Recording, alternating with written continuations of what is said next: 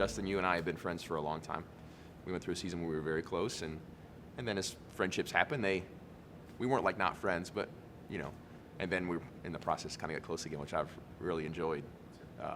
But we're filming this in a brewery, right? Yep. How did we get here? Why are we in a brewery? How did you get here? We don't have enough time for that.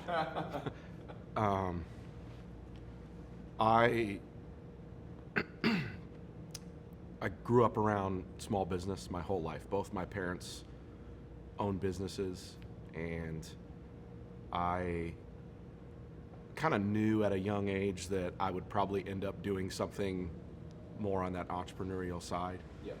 I learned a lot about myself during the Enneagram series at church. Oh, cool. And that kind of opened my eyes to how I'm wired. When I was a kid, I was the oldest of 6 kids. So we had a blended family. And when my mom met my dad, the man who's my dad now, he had 3 kids from a previous marriage. My mom had 3 of us. And so I was kind of, I wouldn't say thrust, because I embraced it and loved, and I know that God made me to be a leader. And so I kind of took on that leadership role at a young age with my younger siblings, even before my mom met my dad, and my mom was hustling and working multiple jobs. We were home alone a lot, and I was helping, in some respects, no disrespect to my mom, but in some respects helping raise my little brother, Sure. Right? And quarterback on the football team, travel baseball, just generally speaking, a leader in a lot of ways. Yeah. And I embraced it, and I felt fulfilled by that even from a young age. Then get into college and start to kind of experience different parts of my personality and who I am, and then get into corporate America and never felt fulfilled, ever. You were good at it, though. Yeah, very good at it, frankly. At a young age, I was 23 years old selling AT&T door to door, and was the youngest person within that organization leading a team. I had a team of 6 at 23 years old, and continuing to grow, right? Continue what in the cliche term, climb the corporate ladder, right? And what I quickly started realizing was this fire was burning inside me. I started homebrewing beer, but the funny thing is I was homebrewing beer because I loved watching other people drink that beer, right? And I just, in some respects, probably became addicted to that feeling of success of that, and seeing the success of it. I would do this thing where I would have people try the beer that I made, but I didn't tell them I made it. And they'd be like, where'd this come from? And then I'll never forget that feeling of like being able to tell people I made that. Yeah. And then my wife and I moved to Cincinnati for a job in my corporate life, and that yearning and desire to continue to do something entrepreneurial kept burning inside of me. And so as time kind of sped up, I met who would become my business partners. They helped push me off the cliff, and we kind of resurrected this business plan that I had created almost 10 years earlier. And it took off to where we are today. But I will tell you, it looks and feels a lot different today than I feel like where my thought was then. Yeah. So you mentioned your wife, Liz. Yep. How long have you guys been married? 14 years. 14 years. Yeah. Yeah, awesome. You guys have 4 kids. 4 kids. Ages and names? Isabella's 11, Charlotte's 9, Josephine is 7, and Voss is 6. So 3 girls and a boy. The boy came last. He did. And he capped it all off. As far as we know. We always kind of had this heart for adoption. Yeah. We had a little bit of I would say it was traumatic, certainly more so for me than my wife, who we recently experienced something with my sister, had something similar.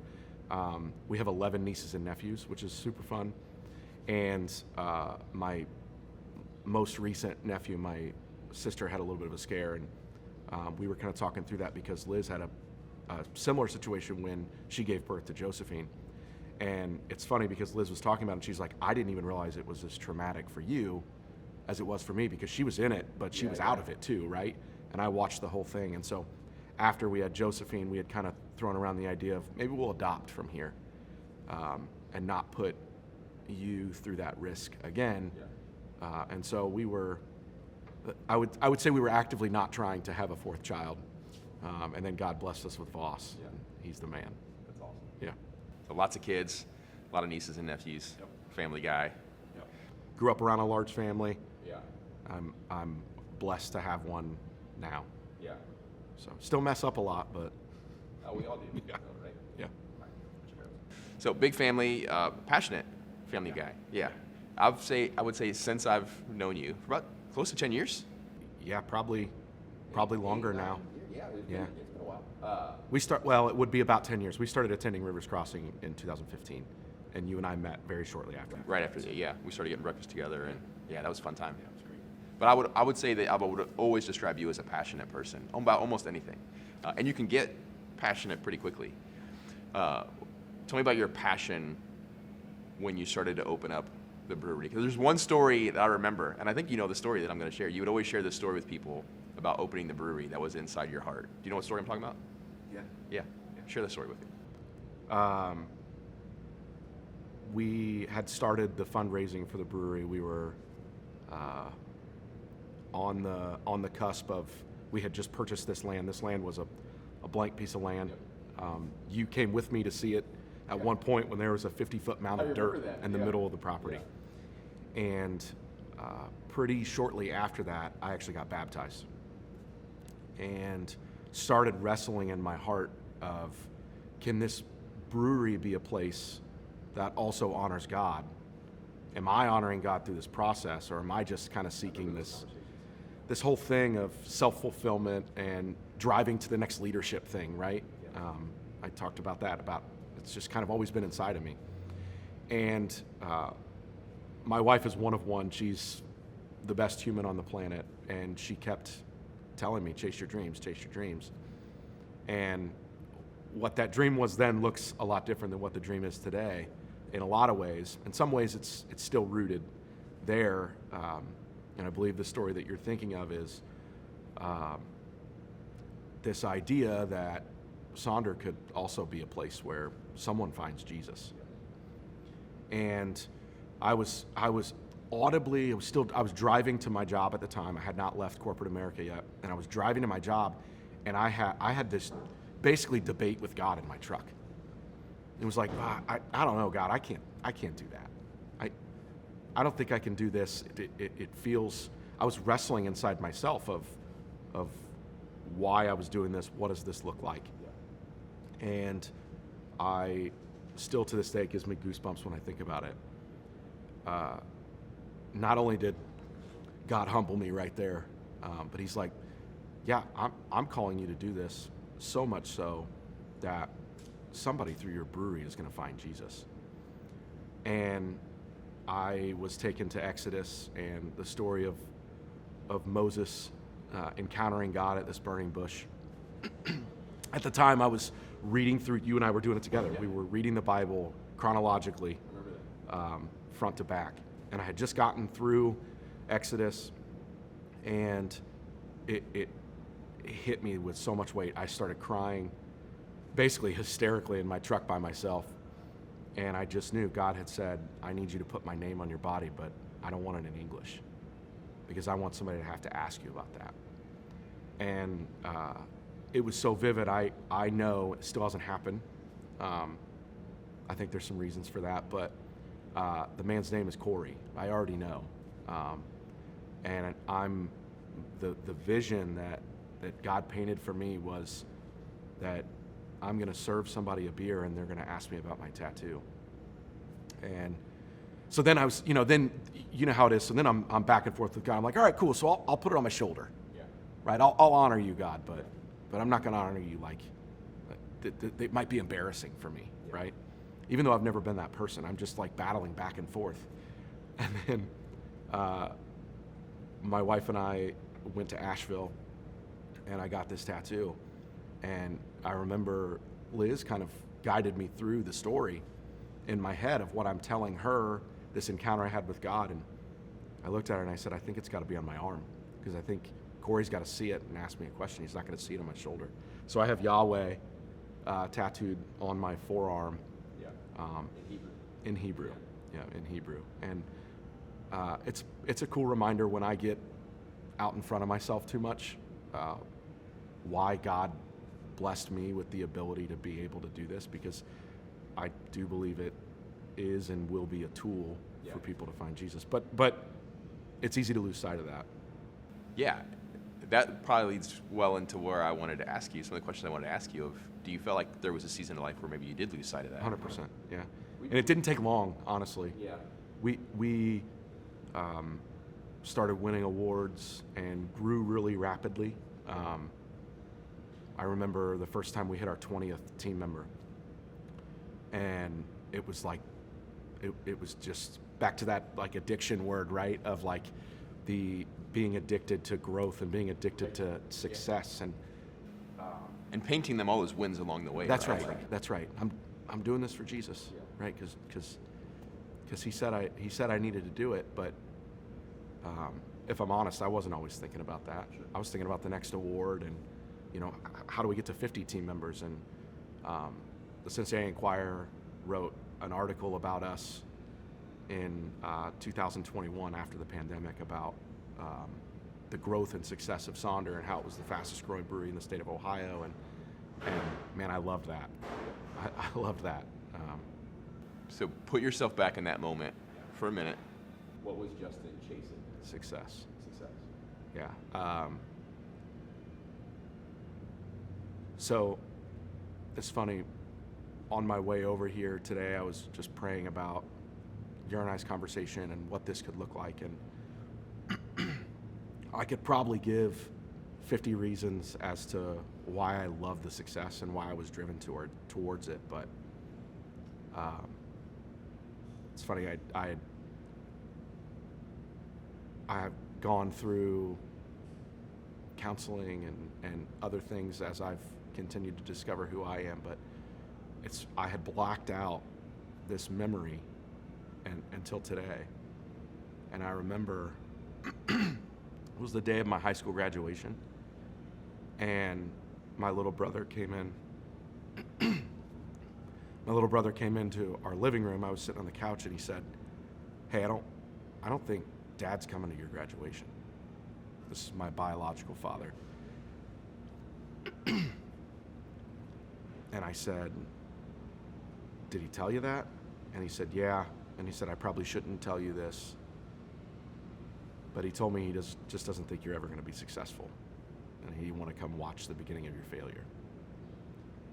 And even though I'd kind of blacked that out, that's always, subliminally driving me to hey, I'll show you, man. Yeah. I'm successful. He's never been here. Sure. But that was a big driver to, I just want to prove to people I can be successful. Yeah. When we started Sonder, there were a lot of people who said we were crazy. Yeah. You're leaving a good paying Right. corporate job. Yeah.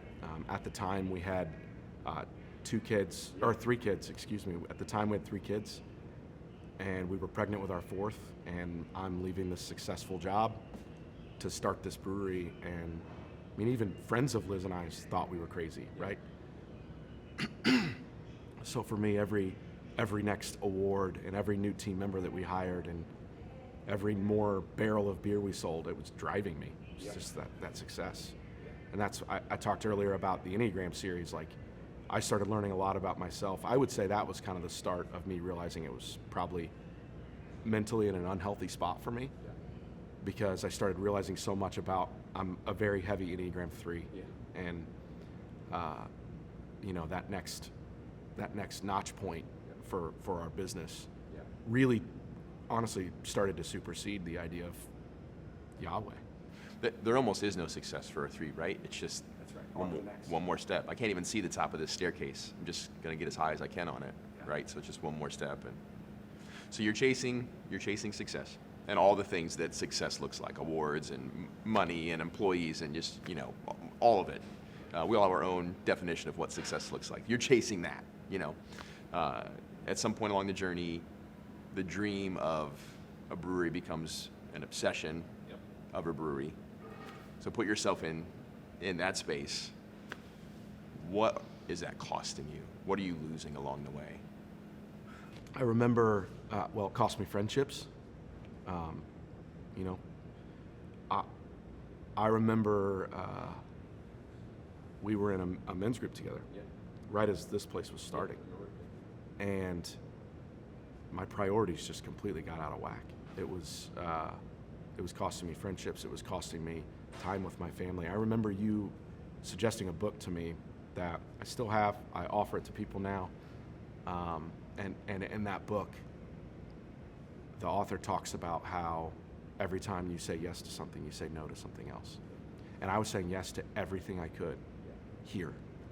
But I was saying no to a date with my wife, or extra dinner time with my kids, or friendships, or whatever. And to your point earlier, that all came in my justification of my brain. Well, I'm building my business. Isn't that what I'm supposed to be doing? For Jesus. Right. He's in here somewhere, in this dream somewhere, right? Like, yeah. That's right. But if I'm honest, I wasn't at that particular time in my life and at that particular time in our business. I wasn't clearly focused on doing this for Jesus. I was just trying not to fail, which is success, right? Yeah, right. So on the surface, outsiders view, as one of the outsiders who is close to you, view you as busy. Yeah. But I'm seeing you at church. You're there with your kids, and you're doing the Jesus things, whatever. So on the surface, it looks like, hey, busy season of life. We throw that phrase around a ton, right? Busy season of life. Go launch your business. The beer's good. And people championing you, but under the surface, I was dying.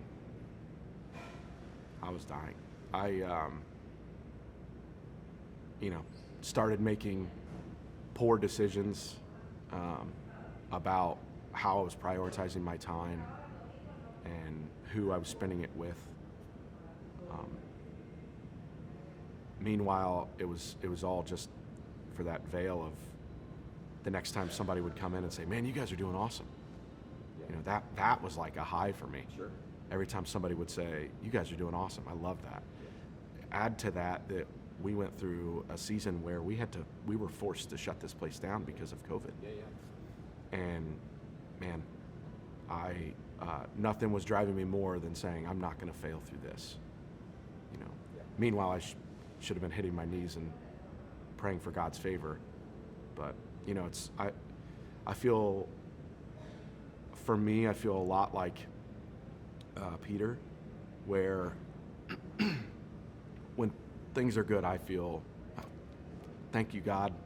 Thank you for blessing me, and I can see Jesus the whole time. Right, I see Jesus right here, and He's calling me to Him, and then a storm hits, and I'm.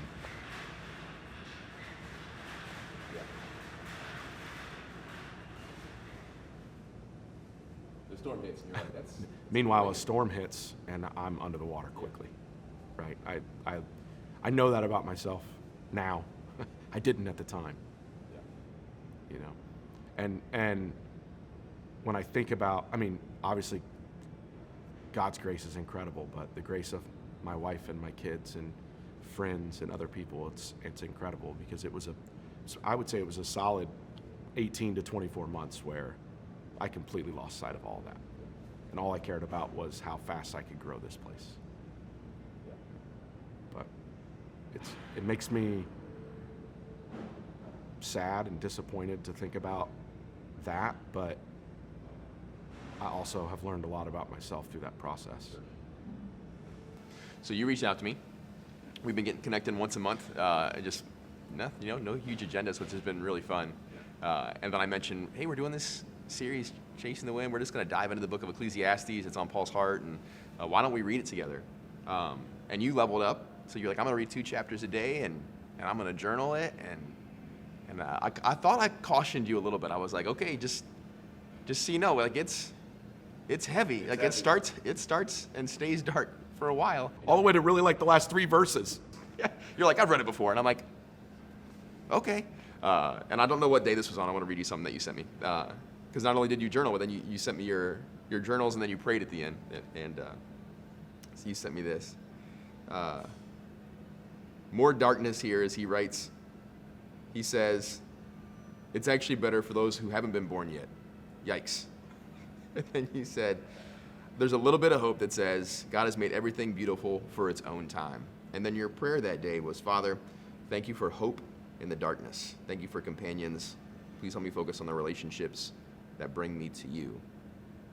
Do you feel like that was losing those relationships as you chase success? Like, was that what started to kind of let the train get a little wobbly on the tracks there and start to head directions you didn't want to go? Yeah, definitely. The relationships, losing some of those relationships for a period of time definitely sent the train wobbly, to use your terms. I started going to counseling, and I'm an advocate of that. I think we all need it. But I started to learn a lot about myself and the things that were driving that sort of off the rails life, I would say, or feeling like it was just off the rails a little bit. I never veered away from my faith. Yeah. Right? I never veered away from God and who he is and what he wanted for this business. But I certainly started feeling the wobbly train, right? And a lot of it was, I mean, frankly, I didn't even have time to think about hope in the darkness. In my own head, I wasn't in the darkness. And then, there were a few catalysts, a few moments that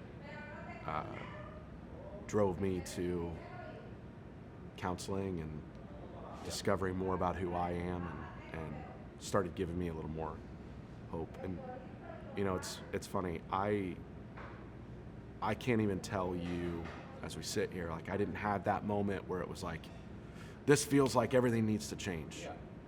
It was just like, quickly I started realizing that I wasn't who I wanted to be. I wasn't who I wanted to be for myself. I wasn't who I wanted to be for God. I wasn't who I wanted to be for my wife and for my family. And so I kind of released some of the things that were monopolizing a lot of my time for the business, and just started kind of giving that up. Yeah. And saying yes to less things. We all want this catalyst moment because we've seen enough movies with it. Yeah. The absent dad busy at the office, the athlete who just hasn't listened to his coach for 2 years, and now he's going to listen to us because of this moment. And the reality is, for most of us, it isn't a moment. Like, at some point, the Holy Spirit puts something in our heart that starts, but there's almost like an unchasing process. Yeah. That's not a wake up and everything's fixed. Right. What did unchasing look like for you? Well, I stopped. So even when I would be home, a lot of the time I would be home, but I wasn't present. Sure. I was, one of the big things that really changed me was getting off social media, because I would use the business as the reason to be on it. Right. Well, I need to know what we're posting. I have a team member who's doing that, but I need to make sure I'm monitoring that. And I need to know what other breweries are doing and what other businesses are doing. Yeah.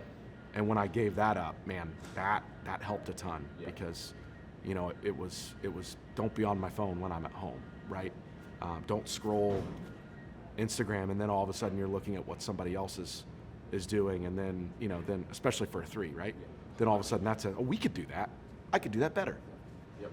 And so that was one of them, was just getting off social media, man, and starting to be present when I'm present, mentally as well as physically. Yeah. That was a big one for me.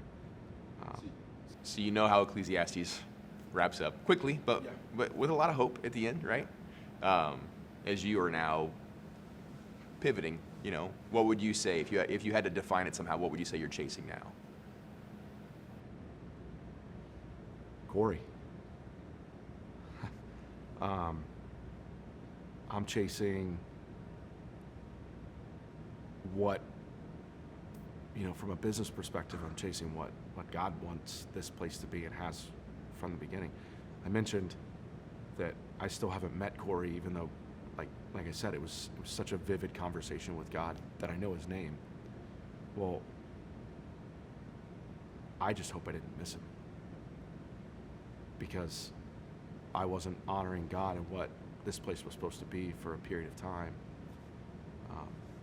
That, why would God have presented him to me when I didn't have the heart ready to ask the question?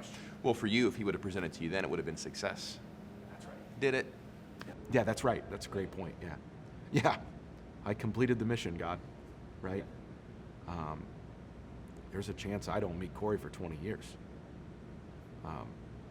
But I'm chasing that. I'm chasing my family and trying to be with them as much as possible. We're in a super busy season. You said that, right? Yeah.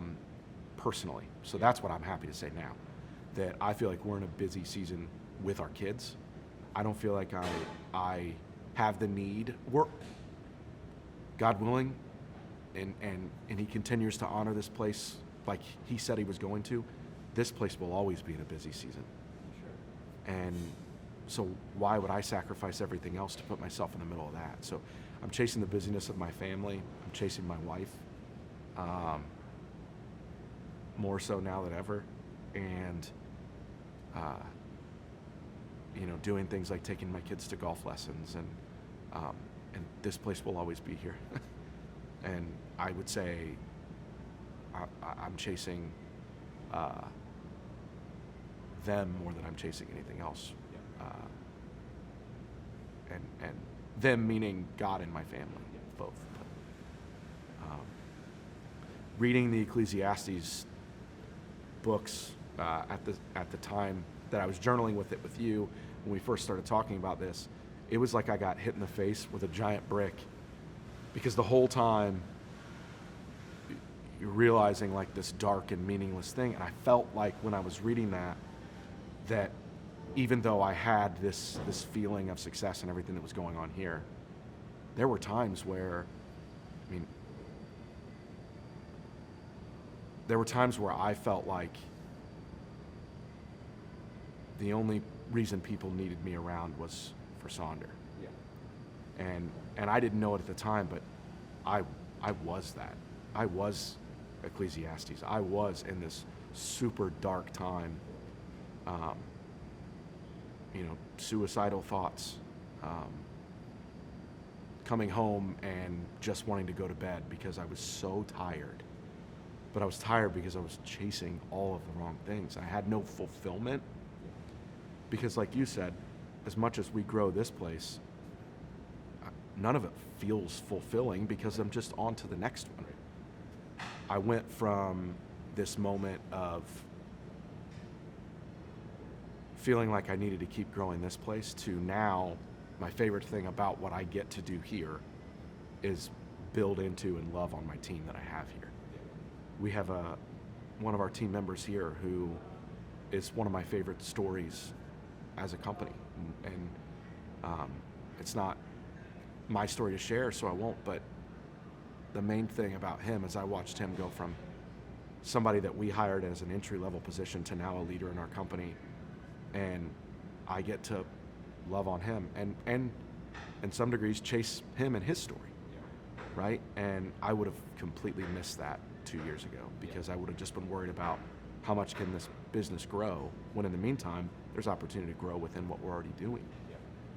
And when I got to the end of Ecclesiastes, and I think I texted you this, it's like this big aha moment in the last 4 verses, or last chapter, however we want to define that. But our identity has to be in God. It can't be in anything else, or else it will all feel meaningless, right? It will all feel like,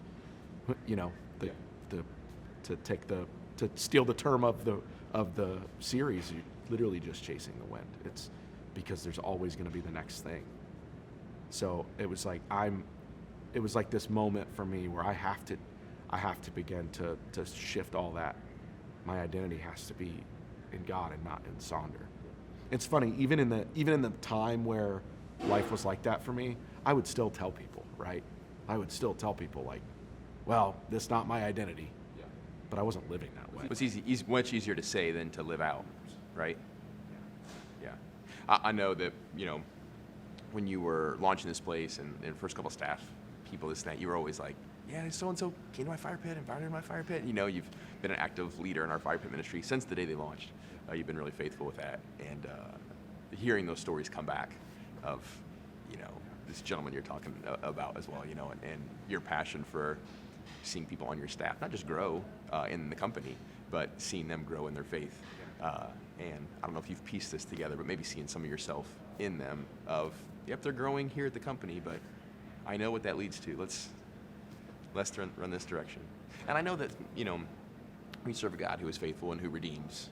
So if you missed Corey because you weren't ready, then God put someone else in Corey's life to tell him, and that God doesn't give up on us. So if it's not Corey, someone's still coming, I would say. So, yeah, I thank God every day for grace. Every day. It's,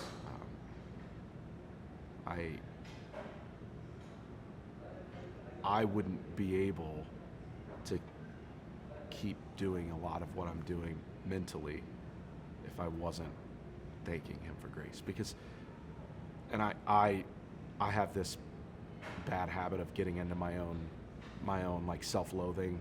I'll look back and, well, I messed that up. Might as well just, I'm fasting. I ate. I might as well just keep eating, right? Instead of just being like, whoa, don't eat the potato chip. Keep fasting, right? Bad analogy, but no, it's one we can all relate to. Those little ones, yeah. One, because the reality is I have to keep telling myself like I'm gonna mess things up, right? But I can't let that mistake then define the next 24 hours or 24 years or whatever that looks like, right? So that's stuff I'm working on that. Yeah. New mercies every morning. Yeah. I appreciate you doing this. Yeah. Thanks for thinking of me.